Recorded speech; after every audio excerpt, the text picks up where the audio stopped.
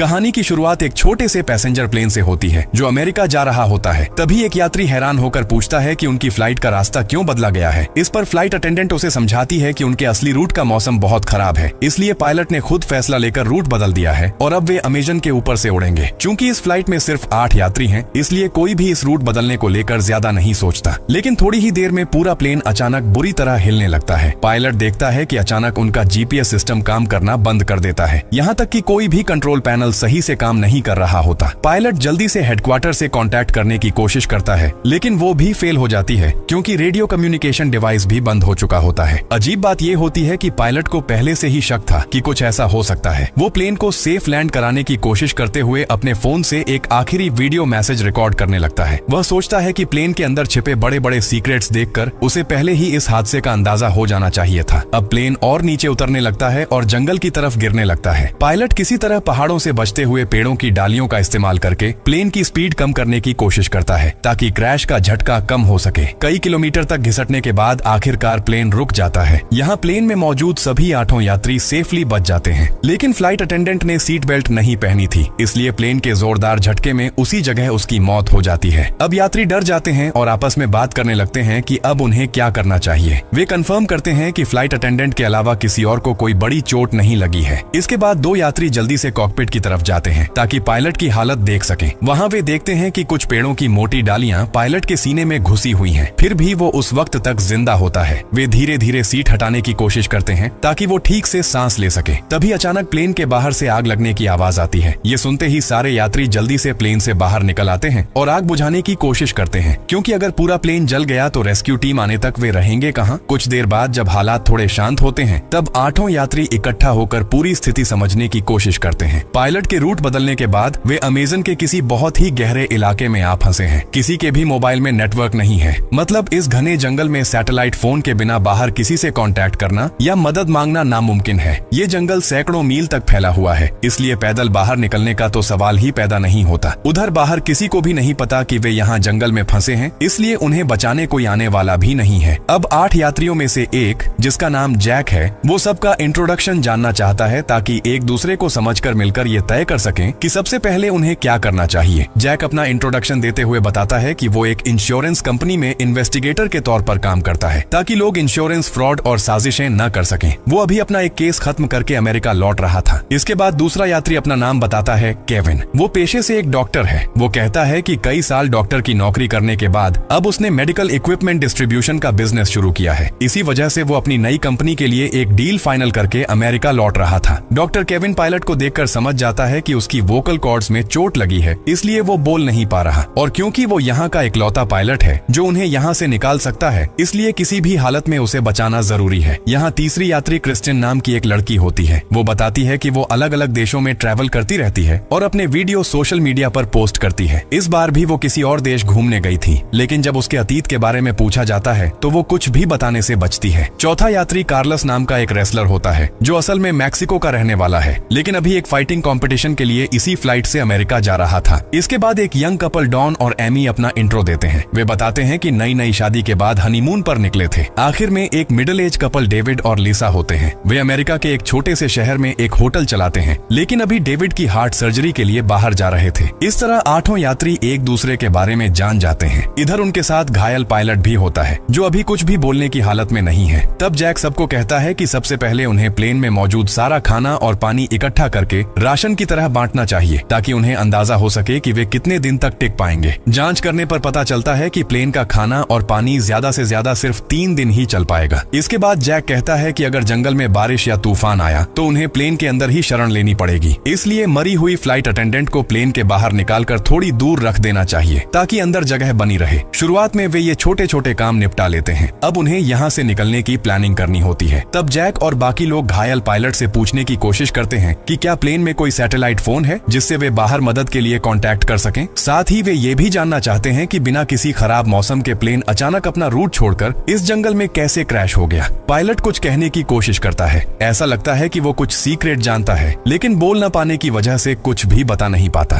तब जैक कहता है कि क्योंकि केविन एक डॉक्टर है, उसे पायलट का इलाज करना चाहिए, लेकिन केविन तुरंत मना कर देता है। वो कहता है कि पायलट को बचाने के लिए सर्जरी करनी पड़ेगी और इस जंगल में उसके पास न तो कोई सर्जिकल इक्विपमेंट है और न ही दवाइयाँ। ऐसी हालत में अगर सर्जरी की गई तो पायलट और जल्दी मर जाएगा। इसलिए सब मिलकर ये फैसला करते हैं कि फिलहाल उन्हें पायलट के होश में आने और हालत सुधरने का इंतजार करना होगा। इधर लिसा प्लेन से खाना लाकर सब में थोड़ा थोड़ा बांट देती है। खाना खाने के बाद सबके अंदर एक नई उम्मीद पैदा होती है और वे यहाँ से निकलने के बारे में सोचने लगते हैं। तभी क्रिस्टिन पास के एक पहाड़ की तरफ देखते हुए कहती है, कौन जाने अगर हम ऊपर चढ़ें तो शायद मोबाइल में नेटवर्क मिल जाए। इसलिए सब मानते हैं कि उन्हें वहां जाकर ट्राई करना चाहिए। लेकिन तब तक शाम हो चुकी होती है, इसलिए वे तय करते हैं कि अगली सुबह पहाड़ पर चढ़ेंगे। उसी वक्त पायलट की हालत और ज्यादा बिगड़ने लगती है। यहाँ केविन, जो अब तक कुछ नहीं कर पाया था, वो कहता है कि अगर ऐसे ही छोड़ दिया गया तो पायलट वैसे भी मर जाएगा। इसलिए वो रिस्क लेकर इसी हालत में किसी तरह उसकी सर्जरी करने की कोशिश करेगा। वो बचेगा या नहीं ये उसकी किस्मत पर होगा। केविन की बात मानकर सब लोग प्लेन से जरूरी सामान ढूंढ कर लाते हैं जो सर्जरी में काम आ सके। वे एक सब्जी काटने वाला चाकू, अल्कोहल और कुछ दूसरे छोटे मोटे सामान इकट्ठा करते हैं। अब डॉक्टर केविन बिना एनेस्थीसिया के ही सर्जरी शुरू करता है, जिससे पायलट को भयानक दर्द होता है। लेकिन किस्मत से सर्जरी उम्मीद से बेहतर हो जाती है। डॉक्टर केविन बताता है कि आज रात के बाद पायलट की हालत काफी सुधर जाएगी। लेकिन तब किसी ने भी नहीं सोचा था कि आगे उनके साथ क्या होने वाला है। रात में जब सब बाहर सो रहे होते हैं, तभी एक चेहरा ढका हुआ आदमी आता है और घायल पायलट का मुंह दबाकर उसका दम घोंट देता है। सुबह जब सब उठते हैं तो पायलट को मरा हुआ देखकर सब सन्न रह जाते हैं, क्योंकि रात की सर्जरी के बाद उसकी हालत काफी अच्छी हो गई थी और उसने ये भी इशारा किया था कि वो उन्हें कुछ बहुत जरूरी सीक्रेट बताने वाला है। डॉक्टर केविन कहता है कि पायलट के शरीर में किसी तरह का इन्फेक्शन नहीं हुआ था, तो फिर वो मरा कैसे? ये बात सबको परेशान कर देती है और सब आपस में बात करने लगते हैं कि काश रात में किसी ने बारी बारी से पायलट पर नजर रखी होती। लेकिन अब कुछ किया नहीं जा सकता। सब यही मान लेते हैं कि शायद पायलट अपनी चोटों की वजह से ही मर गया होगा। इसलिए वे पायलट की लाश को उस मरी हुई फ्लाइट अटेंडेंट की लाश के पास थोड़ा थोड़ा दूर एक पेड़ के नीचे रख आते हैं, ताकि अगर कभी यहाँ कोई रेस्क्यू टीम पहुँचे तो इन दोनों के शव उनके फैमिली तक पहुँचाए जा सके। इसलिए वे दोनों को यहीं छोड़ देते हैं। लेकिन किसी को ये ध्यान नहीं रहता कि पायलट की जेब से उसका फोन गिर गया था और डॉन उसे चुपचाप उठा लेता है। जब डॉन की पत्नी एमी उससे इसके बारे में पूछती है तो डॉन उसे और किसी को भी कुछ न बताने को कहता है, क्योंकि अब वो किसी पर भरोसा नहीं कर पा रहा था। इसके बाद डॉन अकेले पायलट की लाश के पास जाता है और उसका एक उंगली काट लेता है ताकि उस फिंगरप्रिंट से फोन अनलॉक किया जा सके। उधर जब मिडिल एज कपल अकेले में बात करता है तो लिसा अपने पति डेविड से कहती है कि उसे नहीं लगता पायलट की मौत नेचुरल थी। लिसा पहले एक हॉस्पिटल में नर्स रह चुकी है और उसने अपनी आंखों के सामने एक मरीज को दम घुटने से मरते देखा है। लिसा के मुताबिक पायलट का चेहरा भी बिल्कुल वैसा ही काला पड़ गया था। मतलब साफ था किसी ने जानबूझकर उसका दम घोंट कर मारा है। लेकिन लिसा ये बात सबके सामने नहीं कहती, क्योंकि साफ साफ इन 8 लोगों में से ही किसी एक ने पायलट की मर्डर की है। तब उसका पति डेविड हैरानी से पूछता है, इन यात्रियों में से कोई पायलट को क्यों मारेगा? लेकिन लिसा कहती है कि यही बात अब उन्हें पता लगानी होगी और अब से उन्हें बहुत सावधान रहना होगा। उन्हें अपने अलावा किसी पर भरोसा नहीं करना चाहिए। ये कहते वक्त लिसा अचानक महसूस करती है कि कोई उनकी बातें सुन रहा है, इसलिए वो तुरंत ही ये बातचीत अधूरी छोड़ देती है। उधर ट्रैवलर क्रिस्टिन एमी के पास आकर कहती है कि वो जानती है कि डॉन और एमी शादी के बाद हनीमून पर नहीं जा रहे थे, इसलिए वो उससे सच बताने को कहती है। तब एमी सच कबूल कर लेती है कि वो असल में एक अमीर बिजनेसमैन की बेटी है और डॉन उसके फैमिली का ड्राइवर था। वहीं से दोनों को प्यार हो गया। लेकिन जब उन्हें लगा कि उनका फैमिली कभी इस रिश्ते को नहीं मानेगा तो वे अपना देश छोड़कर फ्लाइट से अमेरिका भाग रहे थे। क्रिस्टिन समझ जाती है कि उन्होंने बाकी यात्रियों से झूठ इसलिए बोला था ताकि कोई उन पर शक न करे। इधर कार्लस सबको एक अच्छी खबर देता है। वो बताता है कि उसे प्लेन में एक जीपीएस डिवाइस मिला है। वो कहता है कि अगर वो इस डिवाइस को पास के पहाड़ की चोटी पर ले जाकर एक्टिवेट कर दे तो उनकी मदद हो सकती है। इसका सिग्नल बहुत दूर तक जाएगा और डिवाइस में जो थोड़ी बहुत खराबी है उसे वो कल तक ठीक कर देगा। ये सुनकर सब राहत की सांस लेते हैं, क्योंकि आखिरकार उन्हें यहाँ से निकलने का एक रास्ता नजर आने लगा था। कार्लस बताता है कि उसके पिता कभी एक इलेक्ट्रीशियन थे और उसी से उसने ये सब काम सीखे थे, लेकिन वो खुद एक फाइटर बनना चाहता था, इसलिए उसने अपने पिता की दुकान छोड़ दी थी। तब जैक कहता है, ठीक है, आज के अंदर कार्लस ये जीपीएस डिवाइस ठीक कर ले और हमारे हिसाब से पहाड़ पर चढ़ने में हमें आधा दिन लग जाएगा, इसलिए कल सुबह होते ही हम ये डिवाइस लेकर ऊपर जाएंगे। लेकिन तभी लिसा सबको एक बुरी खबर देती है कि उनका सारा खाना चोरी हो चुका है, जबकि उन्हें यहाँ फंसे अभी सिर्फ एक ही दिन हुआ था। जो खाना 3 दिन चलने वाला था वो एक ही दिन में गायब हो गया। तब क्रिस्टिन और जैक फौरन प्लेन के पास जाकर ढूंढने लगते हैं कि आखिर उनका खाना पानी किसने चुराया। जिस राशन से 3 दिन चल सकता था वो अब 1 दिन में ही खत्म हो गया।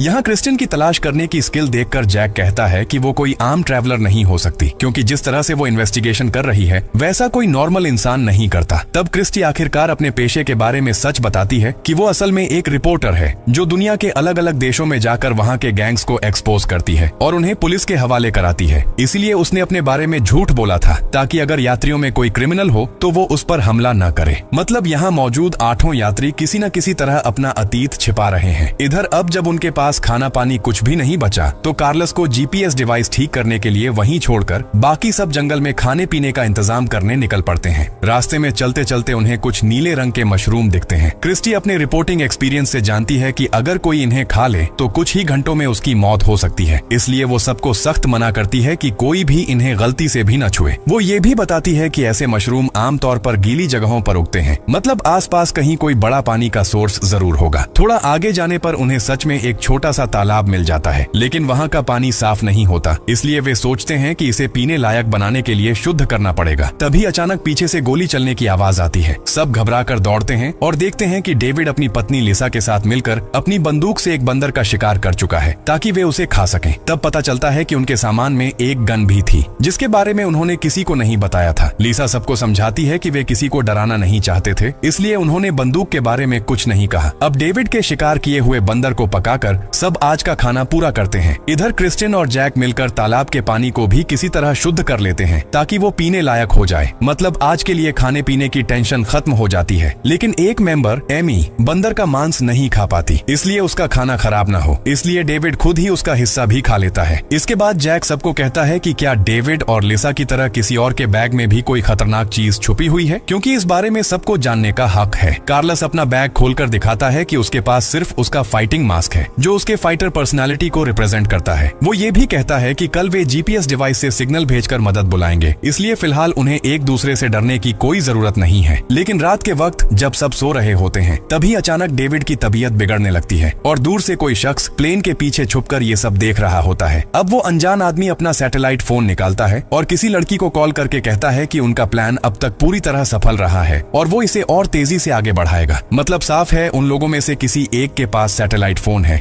लेकिन वो जानबूझकर इसे छुपाए हुए है और शुरुआत से ही ये सब कर रहा है। लेकिन वो ऐसा क्यों कर रहा है, ये एक बहुत बड़ा रहस्य है जो आगे जाकर सामने आएगा। अगली सुबह सब लोग लिसा के रोने की आवाज से जागते हैं, क्योंकि उसका पति डेविड रात में ही मर चुका होता है। डॉक्टर केविन जल्दी से चेक करता है और बताता है कि डेविड के मुंह से झाग निकल रहा है। इसका मतलब है कि उसे फूड पॉइजनिंग हुई है और बहुत मुमकिन है कि उसे जहरीले मशरूम खिलाए गए हों, वही नीले मशरूम जो उन्होंने कल रास्ते में देखे थे। ये सुनते ही लिसा गुस्से से भर जाती है और सबको बताने लगती है कि उन लोगों में से कोई एक है जो एक एक करके सबको मार रहा है। लेकिन अभी तक कोई नहीं जानता कि उनमें से कोई ऐसा क्यों करेगा, क्योंकि ये 8 लोग फ्लाइट से पहले एक दूसरे को जानते तक नहीं थे। लिसा ये भी कहती है कि पायलट को भी किसी ने जानबूझकर मारा था और उसने तभी उसका चेहरा देखकर ये बात समझ ली थी, लेकिन उसने उस वक्त कुछ नहीं कहा ताकि सब आपस में लड़ने न लगे। लिसा को याद आता है कि उसने ये सारी बातें अपने पति डेविड को बताई थी और उसी वक्त उसे महसूस हुआ था कि पीछे कोई है जो उनकी बातें सुन रहा है, इसलिए अब उसे पूरा यकीन हो जाता है कि उसी शख्स ने डेविड को टारगेट करके मारा है। कल जब जंगल में उन्हें जहरीले मशरूम मिले थे, तब उन 8 लोगों में से किसी एक ने चुपचाप वो मशरूम उठा लिए होंगे और रात में डेविड के खाने में मिला दिए होंगे। और ऊपर से डेविड ने कल एमी का खाना भी खाया था, तो कौन जाने, हो सकता है एमी के खाने में भी जहर मिला हुआ हो।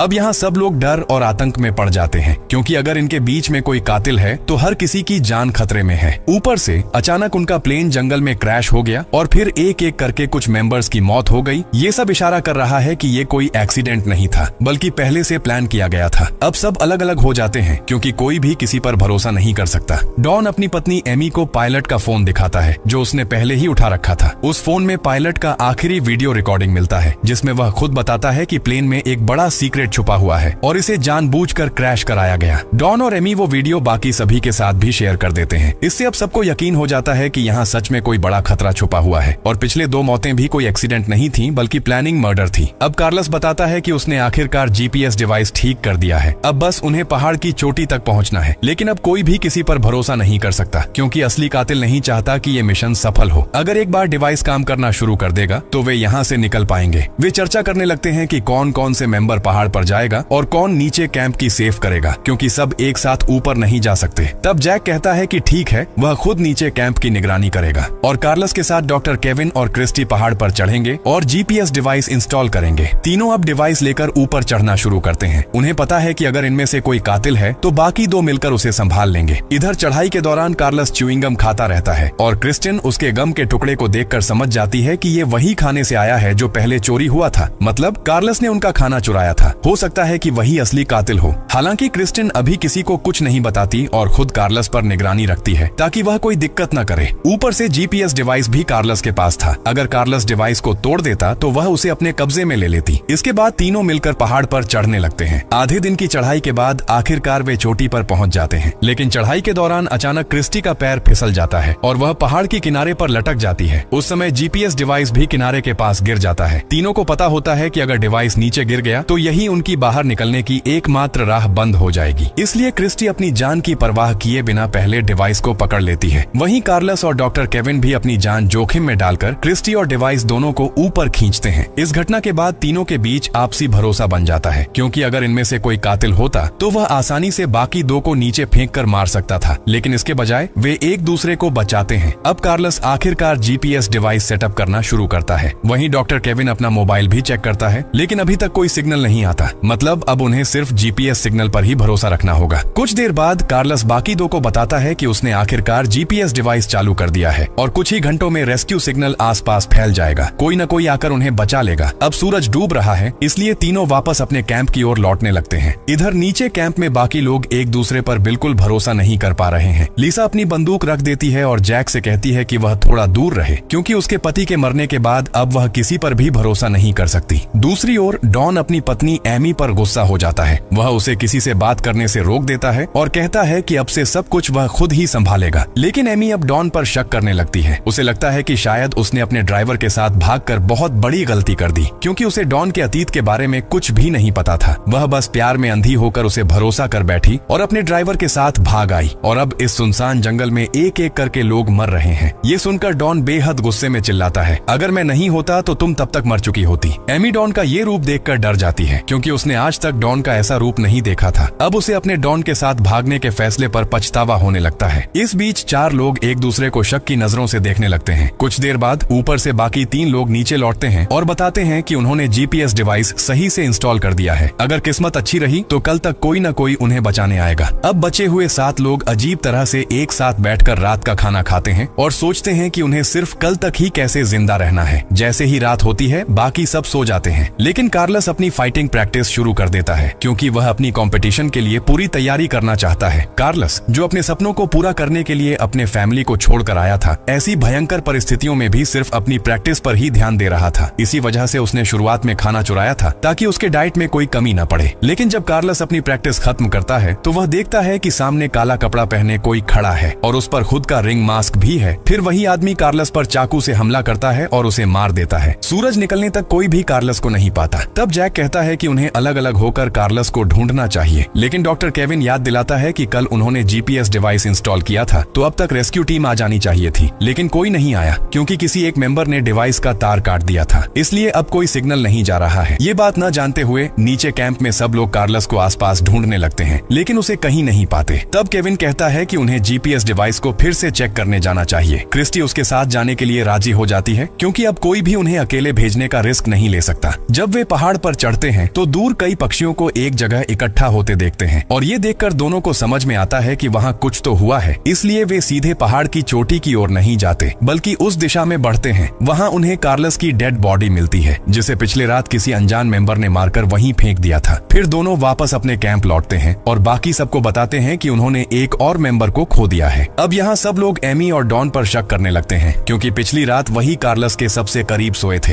हालांकि डॉन सबको समझाने की कोशिश करता है कि उसने ऐसा कुछ क्यों नहीं किया, लेकिन सबके दिमाग में एक ही सवाल घूम रहा है, अगर उनके बीच कोई कातिल है जो एक एक करके सबको मार रहा है, तो उसका मकसद क्या है और वह ये सब क्यों कर रहा है। तब लिसा बताती है कि पिछली रात किसी ने उसकी बंदूक से सारी गोलियां चुरा ली थी। अब उसके पास सिर्फ एक गोली बची है, जो उसकी जेब में है। ये सुनकर केविन कहता है कि जब उसने डॉन का इलाज किया था तो उसने उसकी पीठ पर एक टैटू देखा था। ऐसे टैटू आमतौर पर गैंग के मेंबर्स बनवाते हैं, मतलब डॉन शायद गैंग का हिस्सा हो सकता है। लेकिन डॉन की तरफ से बताया जाता है कि उसने यह टैटू खुद नहीं बनवाया था, बल्कि उसे जबरदस्ती बनवाया गया था। उसे झूठे मुकदमे में जेल भेजा गया था और वहाँ गैंग के मेंबर उसे टैटू करने के लिए मजबूर करते थे। बाद में उसने अपना जीवन बदलने के लिए एमी के घर में ड्राइवर की नौकरी शुरू की और वहीं उसे एमी से प्यार हो गया। वह अब कोई क्रिमिनल नहीं है और ऐसा कुछ भी नहीं कर रहा। डॉन एमी को और बताता है कि यह सच है कि शुरुआत में वह एमी के पैसे के लिए उसके पास आया था, लेकिन बाद में वह सच में उसे प्यार करने लगा। अब वह उसे बचाने के लिए कुछ भी कर सकता है। तभी शाम हो चुकी थी और बाहर जोरदार तूफान और बारिश शुरू हो गई, इसलिए सब दौड़कर प्लेन के अंदर चले आते हैं। लेकिन उसी वक्त उन्हें एहसास होता है कि कोई कोई एक आदमी जानबूझकर उन्हें मार क्यों रहा है। असल में बारिश के पानी की वजह से प्लेन की छत टूट जाती है और वहाँ से कुछ बैग नीचे गिर जाते हैं। जब जैक छत हटाता है तो देखा जाता है कि उसके अंदर कई सफेद बैग रखे हैं। सबको तुरंत समझ में आ जाता है कि ये तो ड्रग्स के पैकेट हैं जो इसी प्लेन के जरिए तस्करी किए जा रहे हैं। यहाँ डॉन, जो कभी गैंग में काम कर चुका है, कहता है कि इनकी कीमत करोड़ों में हो सकती है। धीरे धीरे सबको सब कुछ समझ में आने लगता है कि एयरलाइन कैसे यात्रियों को लेकर आते हुए असल में ड्रग्स की तस्करी करती है। इसलिए इनके टिकट बाकी फ्लाइट्स के मुकाबले बहुत सस्ते होते हैं और शायद एयरलाइन की कोई सीक्रेट इन्फॉर्मेशन कहीं लीक हो गई थी, इसलिए उन्होंने जानबूझकर इस प्लेन को जंगल में क्रैश करवा दिया। और जो मेंबर बाकी सबको मार रहा है उसने ये सब इसलिए किया ताकि ये माल अपने कब्जे में कर सके। लेकिन इसके बावजूद कुछ बातें अब भी समझ से बाहर हैं कि उस मेंबर को बाकी सबको मारने की जरूरत क्यों पड़ी। इसी बीच देखा जाता है कि एमी डर के मारे प्लेन से बाहर दौड़ जाती है, वो चीजें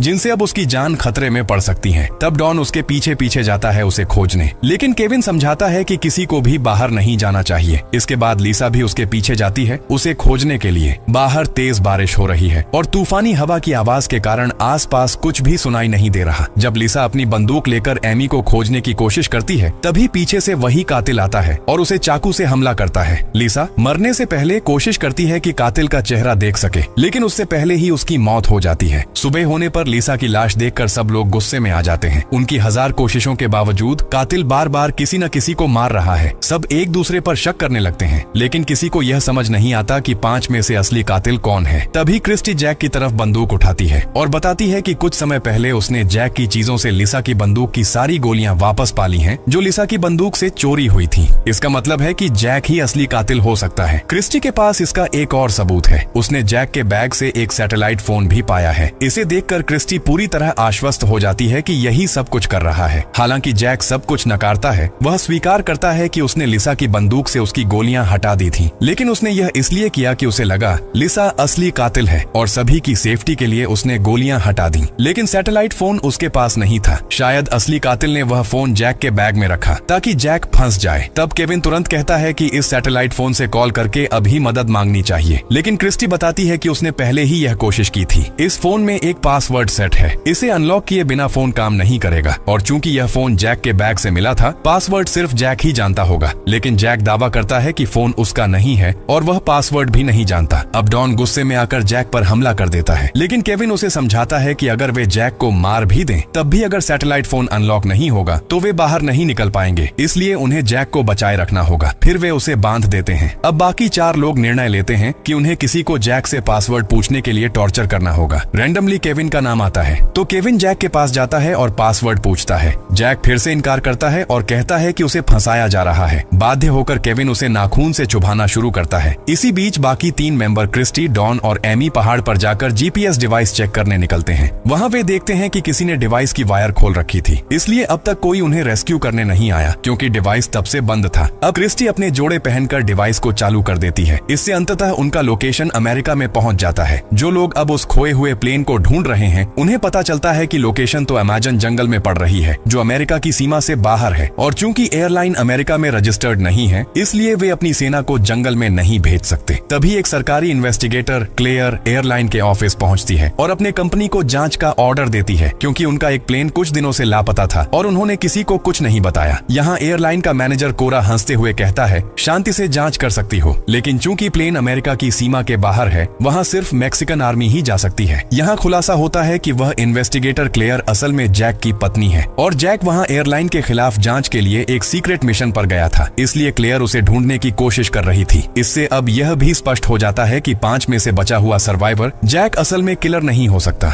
हालांकि बाकी 4 लोग अभी भी उस पर शक कर रहे हैं। इसी बीच बंदी बने जैक के पास क्रिस्टी अकेले आती है। क्रिस्टिन को भी लगता है कि जैक को फंसाया जा रहा है। जैक उसे समझाता है कि अगर वह सच में सबको मारना चाहता होता तो उसने लिसा की गोलियों के साथ पूरा बंदूक ही चुरा लिया होता और बाकी सबको आसानी से मार देता, लेकिन उसने ऐसा नहीं किया। क्रिस्टी समझ जाती है कि जैक सच बोल रहा है, इसलिए वह चुपचाप किसी को कुछ बताए बिना जैक की रस्सी खोल देती है और उसे दूर जाने के लिए कहती है ताकि बाकी लोग उसे और टॉर्चर न करें। सुबह होने पर बाकी 3 लोग हैरान रह जाते हैं कि जैक कैसे भाग गया। इस बीच क्रिस्टी बोलते हैं उसे कुछ भी पता नहीं है। तभी डॉन और एमी गुस्से में आ जाते हैं क्योंकि अगर जैक सच में किलर होता तो उसकी रिहाई से अब सभी की जान खतरे में पड़ गई। केविन, जो कल जैक को काफी टॉर्चर कर चुका था, सोचता है कि जैक अब उसका बदला ले सकता है। ये सोचकर डॉक्टर केविन डर जाता है। तब डॉन एमी को लेकर क्रिस्टी और डॉक्टर केविन से अलग हो हो जाता है और दूसरी तरफ चला जाता है, क्योंकि अब वह किसी पर भी भरोसा नहीं कर सकता। लेकिन क्रिस्टी उसे फिर समझाती है कि अगर वे सब अलग अलग हो जाते हैं तो असली किलर का काम और भी आसान हो जाएगा। हालांकि डॉन याद दिलाता है कि वे अब तक हमेशा साथ रहे हैं, फिर भी उनके कई साथी मर चुके हैं, इसलिए अब अलग होना ही बेहतर है। दूसरी ओर जैक भी कैंप से दूर जाकर खुद के लिए एक आश्रय ढूंढने निकलता है। बाकी 4 मेंबर के पास वह नहीं जा सकता, क्योंकि सिर्फ क्रिस्टी छोड़कर बाकी 3 लोग उसे किलर मान रहे हैं। इसी बीच डॉन एमी को आश्वस्त करता है कि वह उसे कुछ नहीं होने देगा। वे पहले ही जीपीएस डिवाइस चालू कर चुके हैं। रेस्क्यू टीम आ रही है और सच में ऐसा होता है। मैक्सिकन आर्मी को ऑर्डर मिल जाता है कि वे अब उस डिवाइस के लोकेशन पर जाकर वहां मौजूद सर्वाइवरों को बचाए। अब आर्मी कैंप से कुछ सैनिकों की टीम हेलीकॉप्टर में बैठकर अमेजन जंगल की ओर रवाना होती है। इसी बीच डॉन और एमी साथ बैठे हैं। बाकी 3 मेंबर अलग अलग दिशा में आगे बढ़ रहे हैं। अचानक उन्हें एक साथ कुछ गोली चलने की आवाज सुनाई देती है। वे दौड़ते हुए कैंप की ओर आते हैं और हैरान रह जाते हैं कि डॉन और एमी को किसी ने पीछे से गोली मार दी और वे भी मर जाते हैं। अब यहाँ क्रिस्टी, जैक और केविन बचे हुए 3 सर्वाइवर एक दूसरे की तरफ शक की नजर से देख रहे हैं। इन तीनों में से एक ही असली किलर है जिसने अब तक सबको मारा। इसी बीच आर्मी को जीपीएस सिग्नल मिल जाता है और वे इस लोकेशन की ओर बढ़ रहे हैं। अब डॉक्टर केविन, क्रिस्टी और जैक ये तीनों एक दूसरे की तरफ डर के साथ देख रहे हैं, क्योंकि इनके बीच किसी एक ही असली किलर हो सकता है। क्रिस्टी का अनुमान है कि जैक ही किलर है, क्योंकि उसने पिछली रात उसे मुक्त किया और अब डॉन और एमी मर चुके हैं। वहीं केविन सोचता है कि जैक और क्रिस्टी मिलकर सब कर रहे हैं, नहीं तो क्रिस्टी भी रात में किसी को बताए बिना जैक को छोड़ देती। इसी बीच ऊपर से मैक्सिकन आर्मी का हेलीकॉप्टर भी पहुंच गया है, लेकिन घने जंगल के कारण वे नीचे कुछ नहीं देख पा रहे हैं। वे आसपास हेलीकॉप्टर घुमाना शुरू करते हैं ताकि वे प्लेन के ध्वंसावशेष को ढूंढ सकें। नीचे तीनों सर्वाइवर बंदूकें हाथ में लिए खड़े हैं। अब जब क्रिस्टी जैक पर शक करती है तो जैक डॉक्टर केविन पर शक करने लगता है, क्योंकि एक डॉक्टर के रूप में केविन सभी की कमजोरियों को जानता है। लेकिन डॉक्टर केविन याद दिलाता है कि कैसे उसने क्रिस्टी को पहाड़ से गिरने से बचाया। अगर वह किलर होता तो वह उसे जानबूझकर मरने देता। तीनों के पास अपने अपने तर्क हैं कि क्यों वे किलर हो सकते हैं। साथ ही कुछ कारण भी हैं जो साबित करते हैं कि तीनों में से कोई भी किलर नहीं है। जैसे ही वे तर्क वितर्क कर रहे होते हैं, वे देखते हैं कि आर्मी का हेलीकॉप्टर ऊपर से गुजर रहा है, यानी जीपीएस डिवाइस फिर से चालू होने के बाद उसका सिग्नल आर्मी तक पहुंच गया है। लेकिन ऊपर घनी धुंध छाई हुई है, जिससे आर्मी नीचे कुछ भी नहीं देख पाती। इसलिए आर्मी वापस लौट जाती है ताकि हेलीकॉप्टर पहाड़ से टकरा न जाए, और निर्णय लिया जाता है कि जैसे ही धुंध कटेगी वे अगले दिन फिर से लौट कर आएंगे। नीचे मौजूद तीनों सर्वाइवर भी समझ जाते हैं कि आर्मी वापस चली गई है, इसलिए उन्हें अभी थोड़ी देर और यहीं इंतजार करना पड़ेगा।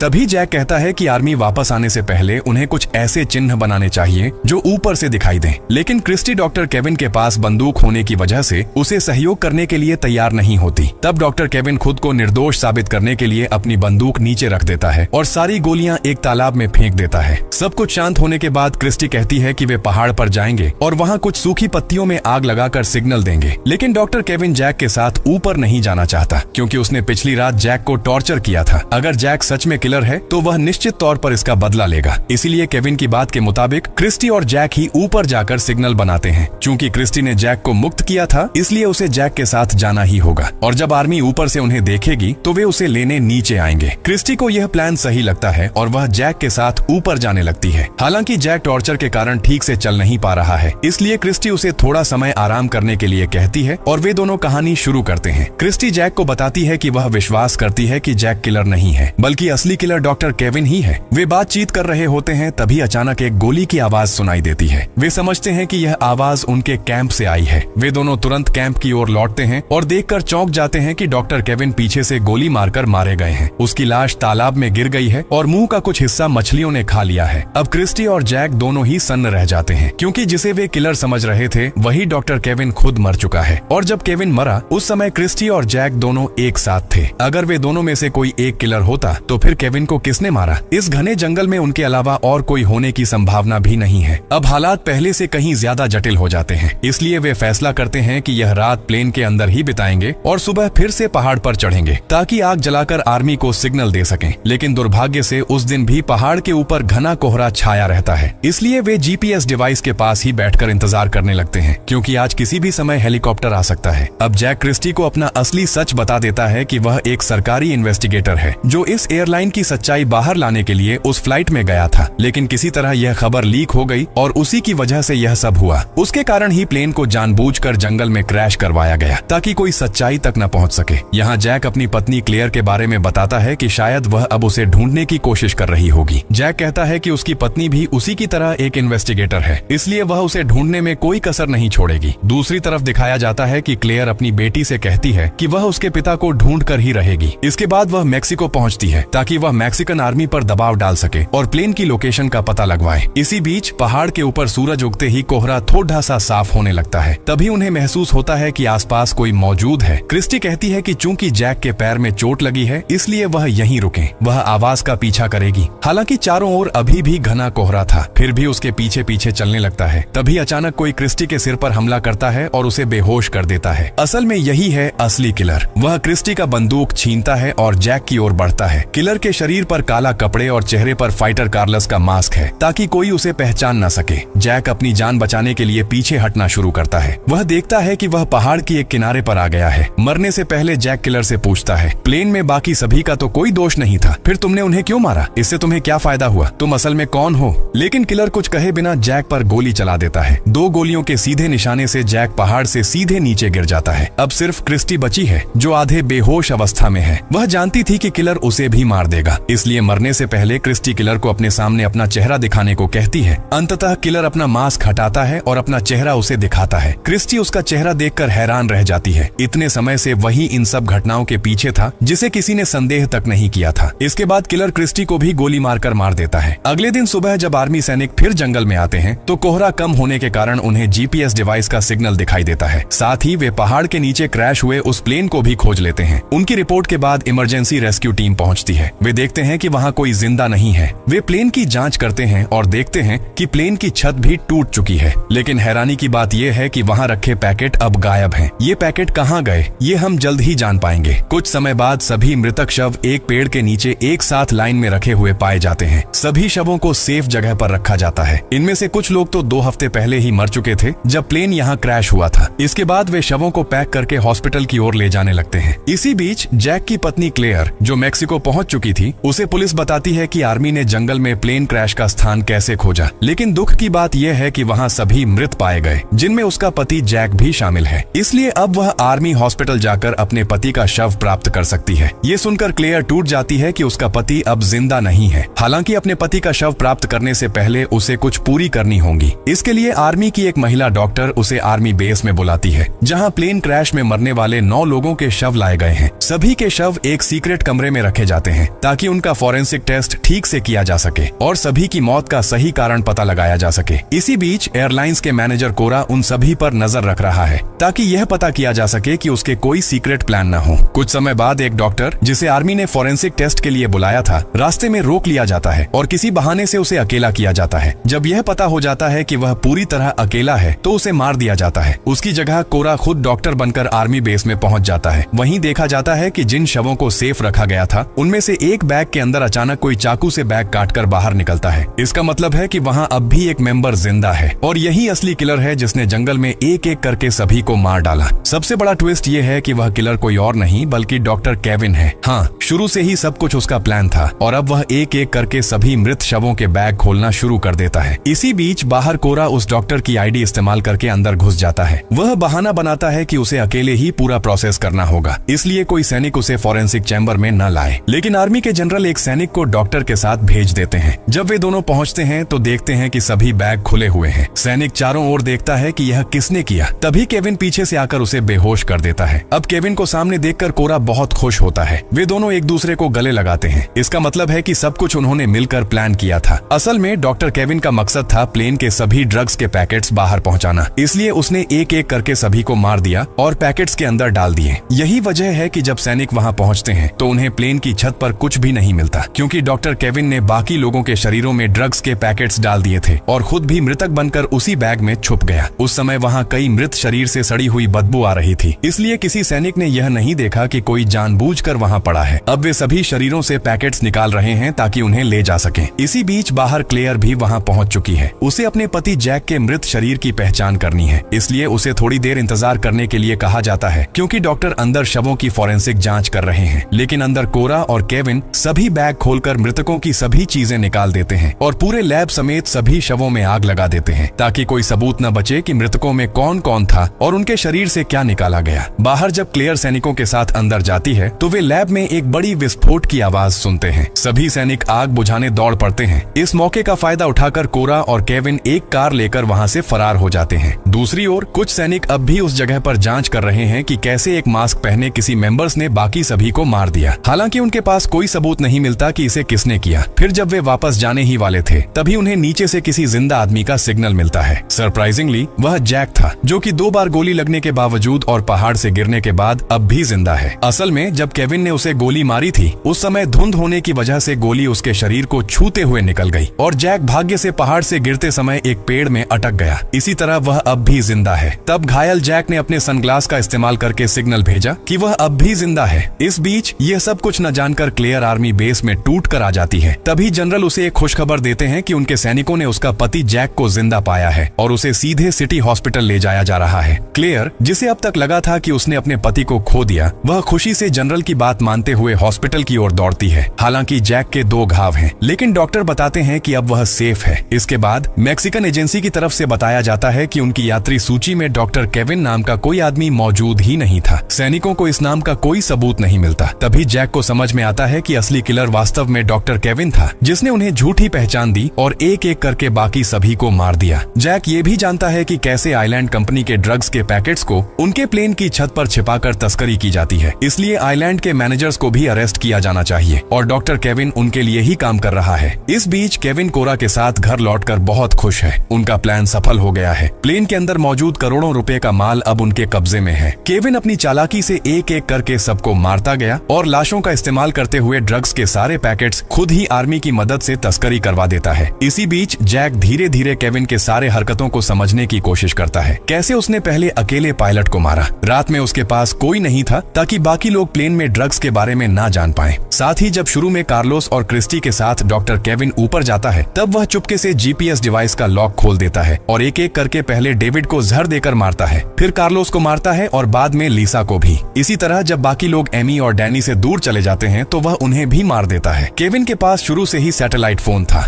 उसने उसी फोन से प्लान को पूरा किया। बाद में जब सर्वाइवर्स की संख्या कम हो जाती है तो वह फोन जैक की चीजों में रख देता है ताकि सभी शक जैक पर जाए और सच में ऐसा ही होता है। अब जैक क्लेयर के साथ आइलैंड मैनेजर कोरा के घर की तरफ रवाना होता है बाकी बातें जानने के लिए। इसी बीच केविन कोरा से कहता है कि उसने पूरा प्लान बिल्कुल सही तरीके से पूरा कर लिया है। अब से कोई भी जंगल में जो हुआ उसका सच कभी नहीं जान पाएगा, क्योंकि उसने सभी को मार दिया और सभी सबूत मिटा दिए। सभी को मारने के बाद वह लाशों को एक जगह इकट्ठा कर देता है, सिर्फ जैक की लाश को छोड़कर, क्योंकि पहाड़ के नीचे खोजने पर जैक का शरीर नहीं मिला। हालांकि केविन को ये नहीं पता था कि यही उसकी सबसे बड़ी गलती थी। जैक किस्मत से बच गया और अब बाकी ऑफिसर्स के साथ कोरा के घर आ रहा है। जैक हैरान रह जाता है कि डॉक्टर केविन ने खुद को मृत दिखाने के लिए कितनी चालाकी की। उसने अपने कपड़े डैनी पर डाल दिए और जानबूझकर उसका चेहरा बदल दिया ताकि कोई उसे पहचान न पाए। जो लाश डैनी की थी वह वास्तव में केविन की नहीं थी। जैक और क्रिस्टी उस समय इस चालाकी को पकड़ नहीं पाए, लेकिन अब जैक सब समझ गया है। इस बीच केविन कोरा के साथ भागने की पूरी तैयारी कर चुका है, लेकिन कोरा कहती है कि अचानक उसका सिर घूम रहा है। तब केविन हंसते हुए और एक सिगरेट फूंकता है और कहता है कि ये सब उसी की वजह से हो रहा है, क्योंकि उसने जंगल से कुछ जहरीले मशरूम उसके साथ ले आया था और उसे कोरा के खाने में मिला दिया था। असल में शुरू में पायलट ने जो मैसेज रिकॉर्ड किया था वह कोरा के लिए था। डॉक्टर केविन जंगल में समझ गया था कि पायलट और उसकी पत्नी के बीच कोई रिश्ता है, लेकिन उस समय उसे कोरा की जरूरत थी, इसलिए उसने कुछ नहीं कहा। अब जब करोड़ों रुपए का माल उसके हाथ में है, वह कोरा को भी जहर देकर मार देता है। अब केविन अपने ड्रग्स से भरे बैग के साथ देश छोड़कर भागना चाहता है। कोरा के मर जाने के बाद वह एक छोटे प्लेन में बैठता है। उसके पास अब 1000 करोड़ का माल है, जिससे वह किसी भी देश में जाकर रह सकता है। साथ ही पुलिस की जांच सिर्फ प्लेन और आइलैंड तक ही सीमित रहेगी, क्योंकि यह आइलैंड कोरा के नाम पर रजिस्टर्ड था।